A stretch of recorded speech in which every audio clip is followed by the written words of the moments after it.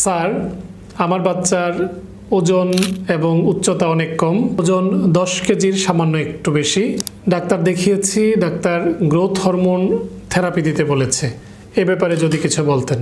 ধন্যবাদ গুরুত্বপূর্ণ প্রশ্নের জন্য।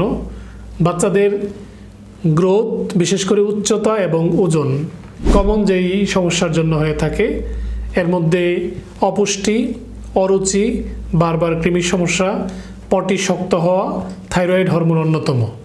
এছাড়াও স্পেসিফিক গ্রোথ হরমোনের কারণেও আপনার সন্তানের ওজন এবং উচ্চতা কম্প্রোমাইজ থাকতে পারে। দীর্ঘদিন আপনার সন্তানের উচ্চতা বৃদ্ধি না পেলে, ওজন 3 মাসের বেশি একটানা না বাড়লে, কমন সমস্যাগুলো স্ক্রিনিং করে ভালো পাওয়া গেলে গ্রোথ হরমোন দেখা উচিত। আপনার চিকিৎসক গ্রোথ হরমোন দেখে কম্পারেটিভলি কম পেলে স্পেসিফিক গ্রোথ হরমোন থেরাপি দিতে পারেন। এতে বাচ্চার গ্রোথ, বিশেষ করে উচ্চতা এবং ওজন কম্পারেটিভলি বেটার হতে পারে। বিশেষ করে বাচ্চাদের জন্মের পরে প্রথম কয়েক বছর, 14 বছর পর্যন্ত উচ্চতা ম্যাক্সিমাম বৃদ্ধি পায়। এই সময়ের পরে খুব চেষ্টা করলেও উচ্চতা অনেক বেশি বাড়ার সম্ভাবনাটা কমে যাবে। সেজন্য আপনার সম্মানিত চিকিৎসকের সুনির্দিষ্ট পরামর্শ মেনে চলা উচিত।